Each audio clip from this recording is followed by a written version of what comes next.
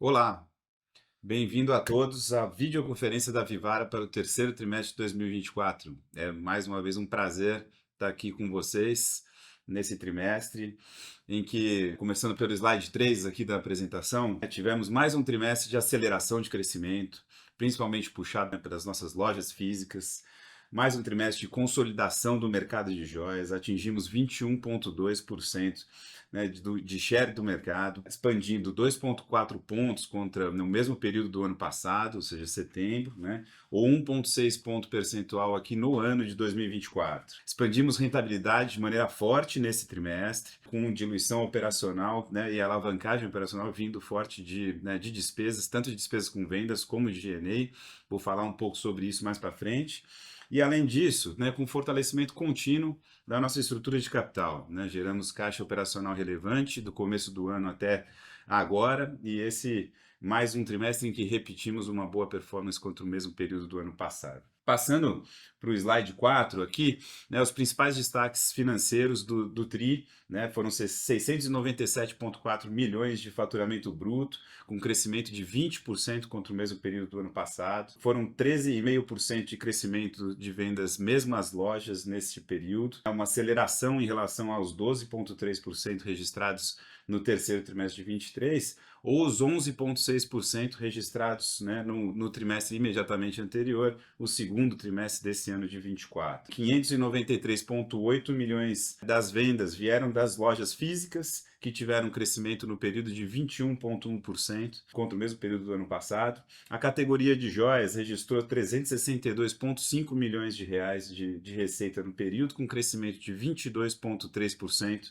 contra, né, o terceiro TRI de 2023. O EBITDA ajustado no período foi 127,4, com crescimento de 43,7% contra o mesmo período do ano passado, com expansão de margem de EBITDA de 3,2 pontos percentuais em relação a esse mesmo período, encerrando o período com 22,6% de margem EBITDA. Registramos geração de caixa operacional de 5,4 milhões nesse período versus um consumo de 13,2 milhões no mesmo período do ano passado.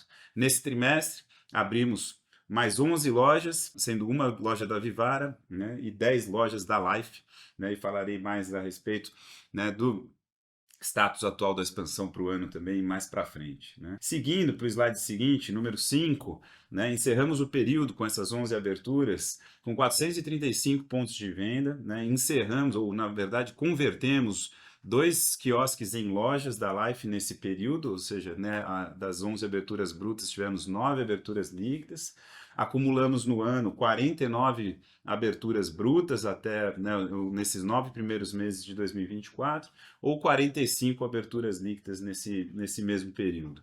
Das 435 lojas, 264 são lojas da Vivara, 159 são lojas da Life, e temos ainda 12 quiosques que fazem parte do parque ainda nesses 9 primeiros meses do ano. Né? A expansão do ano está super dentro, né, do que foi previsto. Né? A gente planeja ainda encerrar o ano dentro da faixa projetada, informada, né, desde o final do ano passado, né, de 70 ou mais lojas para, né, esse ano de 2024. Passando para o slide número 7, aqui dou mais detalhes a respeito da evolução de receita por canais, né, e com destaque novamente para a receita de lojas físicas. Né, registramos 593,8 milhões de reais nesse período, com 21,1% de crescimento contra o mesmo período do ano passado, né, com destaque para as lojas da Vivara, que cresceram 15,6% no período e registraram 461,6 milhões de faturamento no terceiro TRI de 24. As lojas Life registraram 127,2 milhões de faturamento e cresceram 52,8%, né, nesse trimestre.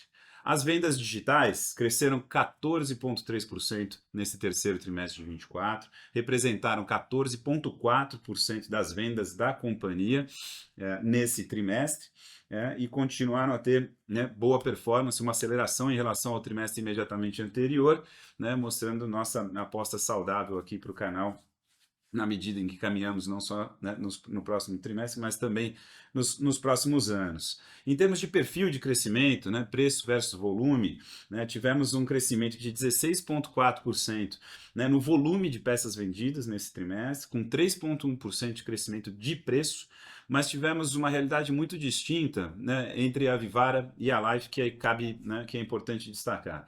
A Vivara cresce preço, né, então dos 15,6%, né, por cento de crescimento da Vivara, a Vivara cresce em torno de 20% de preço, né, e as lojas Life crescem em volume, né, ou seja, a grande maior parte do crescimento de 52,8%, né, da Life nesse período, né, é crescimento de peças vendidas, né, e não preço. E isso, né, esse equilíbrio, né, dado que a Life, né, mais de um terço das vendas da companhia, mais quase 80% do volume de peças vendidas, esse equilíbrio entre as duas marcas traz, né, um balanço apontando um maior crescimento de peças vendidas do que de preço na companhia como um todo nesse terceiro trimestre de 24. Né? Passando para o slide 8, aqui dou um pouco mais de detalhes, né, sobre o canal de vendas físico, né, começando pelas lojas Life, né, com um crescimento de 52,8%, né, atingindo 127 milhões de faturamento, como já falado. As vendas mesmo às lojas foram 13,9%, né, no período. A representatividade das vendas atingiu 56,8%, ou seja, as lojas físicas da Life representaram quase 57% das vendas totais da categoria na companhia, né, aumentando 13,2 pontos percentuais em relação ao mesmo período do ano passado. E por fim, né, temos das 159 lojas, temos 56 lojas que atingiram a maturidade, um pouco mais de 35% do portfólio, né, da Life, e que registraram faturamento médio aí de 6 milhões de reais nos últimos 12 meses, um nível ainda, né, bastante saudável. Né? As lojas da Vivara, por outro lado, registraram, né, 462 milhões de reais aproximadamente, com crescimento de 15,6% como falado.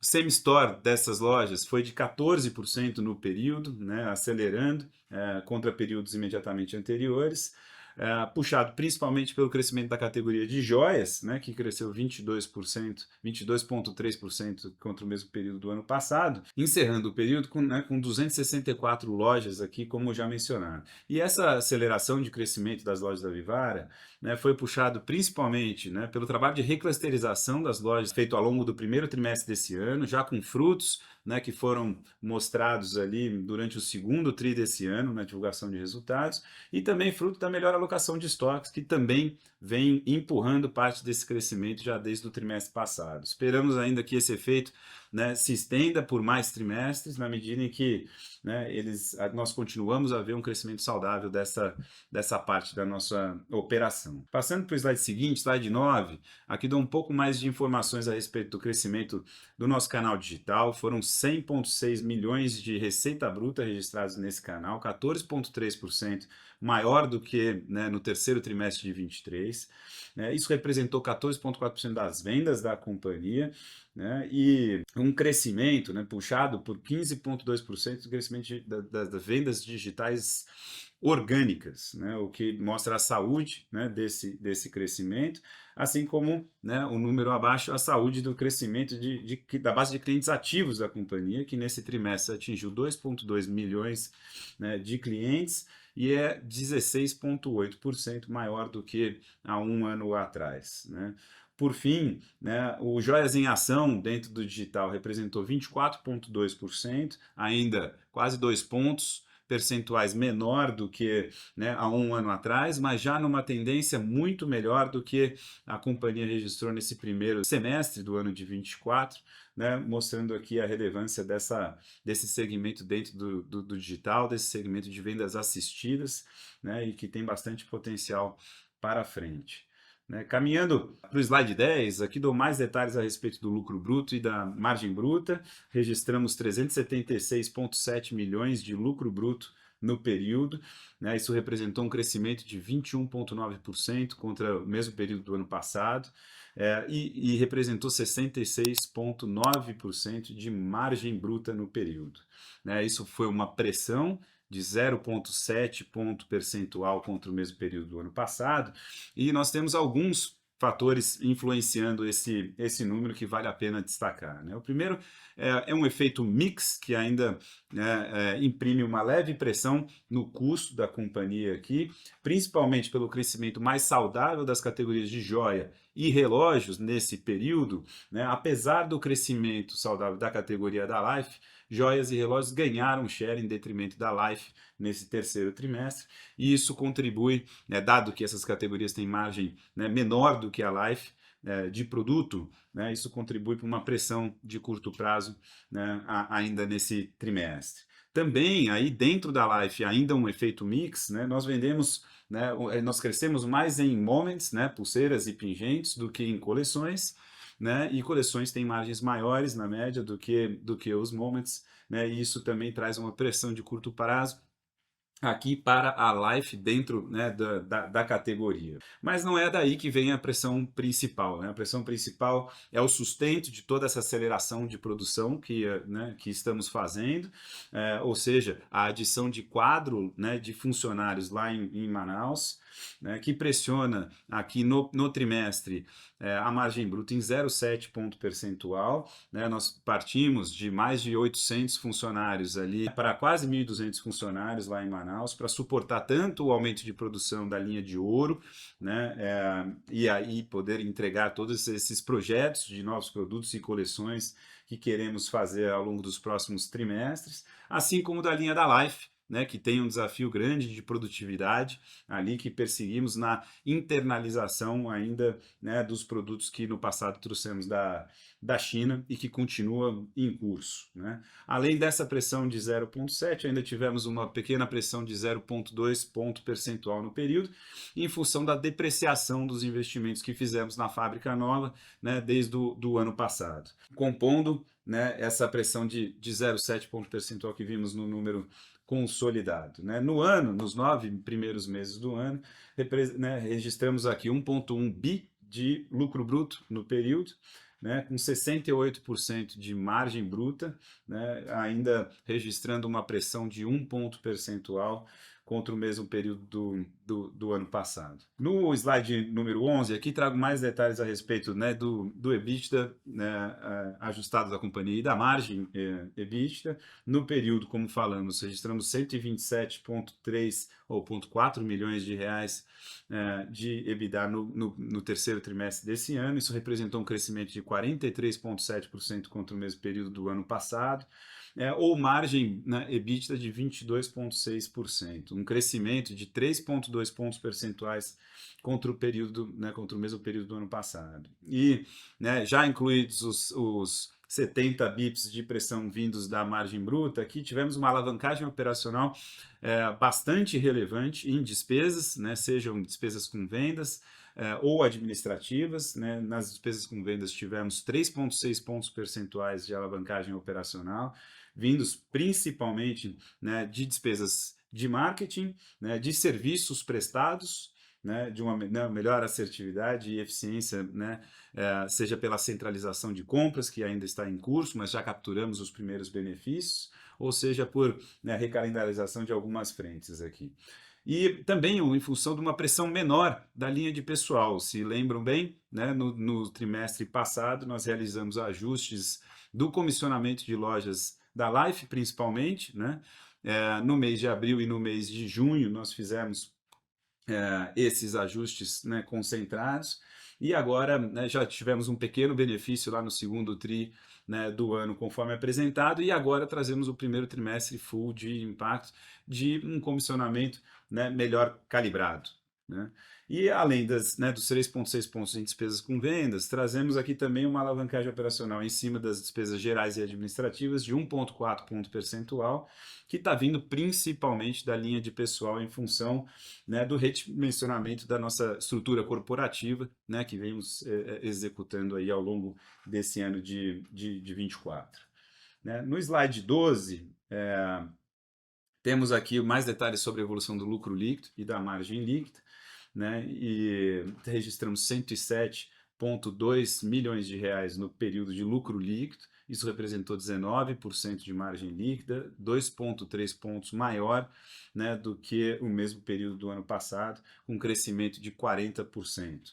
Né? Isso, né, ocorreu nessa menor expansão entre, né, o operacional, ou margem EBITDA e a margem líquida, ela ocorre principalmente em função de uma depreciação maior, em função dos investimentos feitos, né, nesses últimos 12 meses, E também um resultado financeiro ligeiramente piorado, principalmente, né, pela atualização monetária de crédito de PIS/COFINS reconhecidos no terceiro trimestre do ano passado, ou seja, uma base melhorada e não, né, um trimestre atual, né, piorado nesse sentido, efeito esse, né, que deve, né, morrer ao longo já, né, dos próximos trimestres. E tudo isso foi parcialmente offsetado, né, por 8,3 milhões de créditos extemporâneos de imposto de renda que foram reconhecidos aqui após, né, revisão, né, do cálculo ali do lucro da exploração dos impostos recolhidos lá em Manaus, né. No acumulado do ano foram registrados 354 milhões de reais de lucro líquido, aqui uma expansão super forte de 5,3 pontos percentuais, com margem líquida de 21,3%. Né? Isso, obviamente, vale lembrar que esta linha de lucro líquido ela não é ajustada aos eventos não recorrentes, e no segundo trimestre desse ano nós tivemos o reconhecimento de 100 milhões de reais de créditos, né, de PIS e COFINS sobre, né, a compra do ouro feita aqui, né, via São Paulo. Passando para o slide seguinte, aqui trago outros destaques, como de costume, financeiros ainda, né, investimos 34,5 milhões no período, isso, né, foi um montante 28,3%, menor do que há um ano atrás. Isso se deveu principalmente por causa de um volume de lojas um pouco menor, inauguradas nesse terceiro trimestre especificamente, versus um ano atrás, né, e também investimentos menores realizados na fábrica de Manaus, porque há um ano atrás estávamos ainda investindo na fábrica nova que foi inaugurada no terceiro trimestre de 23. Né? Geração, de caixa operacional novamente, foram 5,4 milhões no período, né, um crescimento de quase 19 milhões contra, né, o mesmo período do ano passado.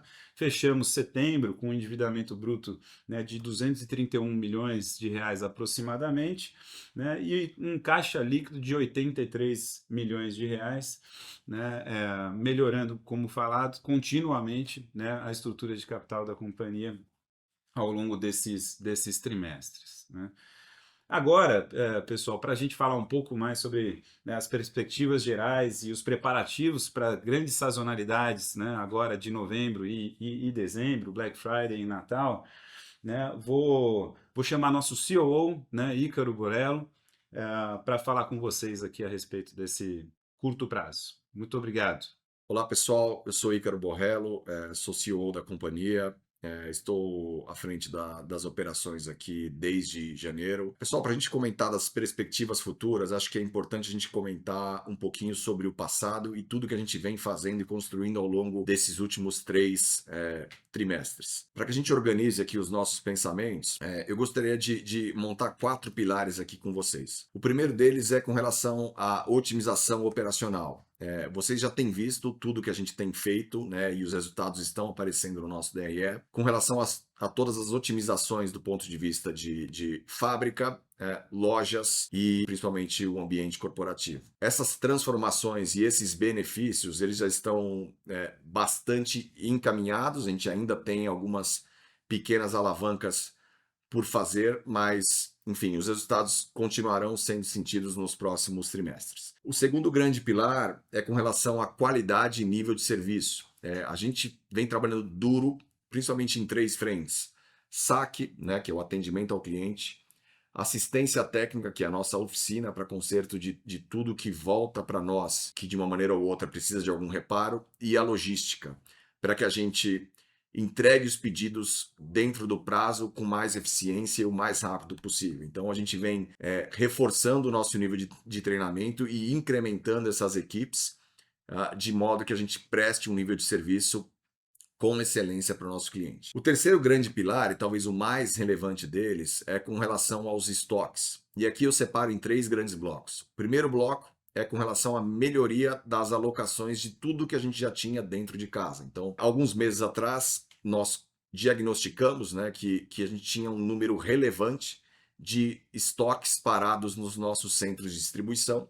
Então, a gente fez o que a gente chama de empurra internamente. Enfim, é uma ação para colocar esses estoques todos em loja, possibilitando assim, obviamente, uma venda mais importante. Esse movimento ele começou com a Vivara, então vocês podem sentir isso já no nosso DRE, no nosso Same Store Sale, e ele já também foi finalizado, é algo que é ongoing, você tem que repetir ao longo da vida, mas foi finalizado também para Life, relógios e acessórios. Esse é o nosso primeiro pilar. O segundo pilar é diminuição dos níveis altos de ruptura. Então, para isso, a gente incrementou a nossa produção da fábrica, tanto de Life quanto de joias, para que esses níveis comecem a cair. Então, a gente já vê uma melhora grande disso, ainda tem muita oportunidade de melhorar.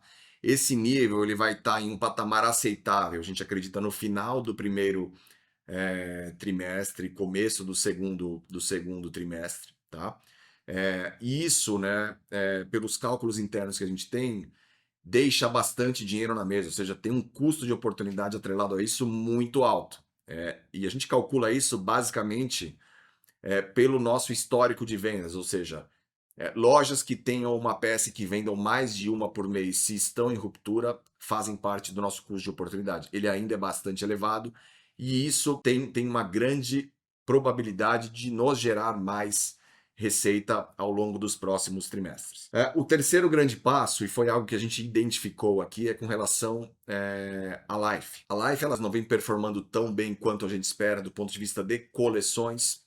Foi algo que foi uma falha operacional do passado por lançar menos do que se deveria ou do que gostaríamos. No segundo semestre do ano passado, a gente identificou que coleções lançadas há menos de um ano, eles tinham um share altamente relevante do ponto de vista de receita. E isso veio se diminuindo ao longo do tempo por uma falta de lançamentos massivos e também pelo incremento de novas lojas, ou seja, quando a gente olha para a Life, o nível de estoque hoje ele é basicamente o mesmo nível de estoque do que a gente tinha um ano atrás, com quase o dobro de número de lojas e com coleções um tanto quanto mais antigas. Isso reflete diretamente nas vendas. A gente acredita que tem um upside importante aqui. Então, já no próximo trimestre, nesse trimestre, que é o quarto tri, faremos o lançamento de 12 coleções. É um número relevante porque o nosso portfólio hoje ele gira em torno de 55 a 60 coleções. Então, a gente entende que teremos um incremento importante se iniciando no quarto trimestre desse ano, mas com certeza com mais forças no primeiro trimestre do ano que vem, dado que toda essa operação estará 100% alocada em loja já no primeiro trimestre do ano que vem e parcialmente aqui acontecendo no quarto trimestre desse ano. Por final, o nosso quarto e super importante pilar é com relação ao planejamento tributário. Então, a gente vem olhando tanto o passado com relação a créditos extemporâneos, que vocês já viram benefícios dos nossos DRS nos últimos 2 trimestres, e com relação a otimizações de planejamento tributário para o futuro, que serão sentidas mais a partir do segundo trimestre do ano que vem,